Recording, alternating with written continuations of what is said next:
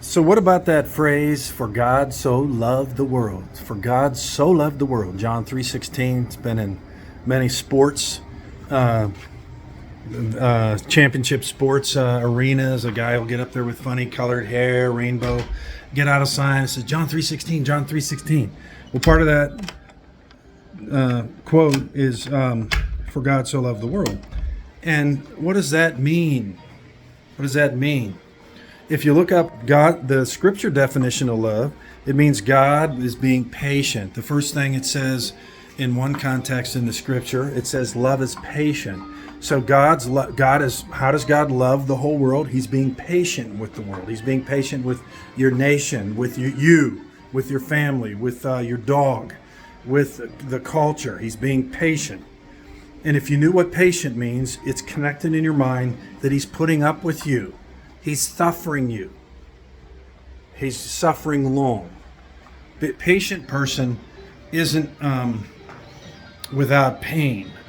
A patient person can have pain for a long time and somehow be content to undergo that for you because they have love for you. So when you think about so God so loved the world, and you may not know what that means, and even if you know God and been reading the Bible, you've been baptized, you've become a Christian, you still might not fully understand what that means. And I want to expand your mind today. I want to try to help expand your mind to what that really means. Because love is a good character trait, right? But it means a lot. I didn't know this, but love, agape love in the Greek, in the scripture, that God so loved the world, that word love, it has intense, detailed meaning. So if you want to be a loving person, if you study God's love, you might be able to adopt some of those characteristics and truly be a loving person in His sight, even if other people don't think you are. Love is patient. That's the first thing it says in 1 Corinthians 13.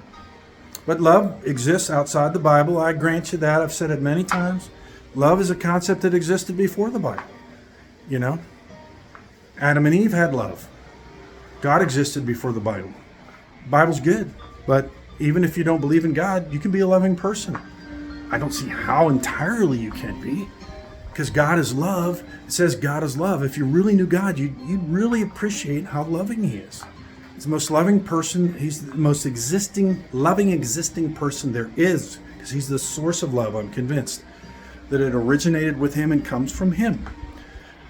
So, but love is patient. So when it says God so loved the world, He's being patient with the world. He's being patient with you. He's being patient with me. He's been patient with me when He shouldn't have been. I'm so grateful for that. Glad He doesn't answer all my prayers. I've certainly been under duress and prayed for things in the past that I shouldn't have prayed for. And somehow He put up with that and didn't extinguish me. Love is kind. Another word for kind is mild. Are you a mild person? Are you a patient person? Can you suffer long without complaining? Are you content to suffer long? Contentment. Yeah, that's right. God is content. Are you content to suffer long? Because some seasons you get into, you have to suffer a long time. If you can't put up with it, you're going to make a mistake. You're going to have bad character. You know, to have the patience of God means you're going to wait. You're going to suffer long. And you're going to be kind. Kind means mild. You're not going to be severe with people all the time as a reaction. You know, constantly being severe with people. And typically involves being mouthy and combative verbally, being verbally combative. Can't wait to just argue with somebody. And God is kind. He's mild. He's, kindness also means to be generous, but I'm not saying that's what it means here. Love is kind. Love is mild. Love is very mild. Love isn't physically forceful. In other words, if that's what it means to be not aggressive, if you know what I'm talking about. And it goes on to list many other things, like 13, 17 characteristics, and there's other forms, facets of love that aren't listed there that I'm open to. They're in the Bible. They're not in the Bible. But, what does that phrase mean? For God so loved the world. Well, it's very deep meaning. If you know God, it's extremely deep. It's not complicated. It's wonderful. And to finish the verse says he gave his son. It means his son died for you. And you say, well, that's goofy. Okay, it's goofy. All right, it's goofy. I agree with you. It's goofy. It's goofy. But what it represents is the justice characteristic of God. God is just. He is not going to let us off the hook for our evil.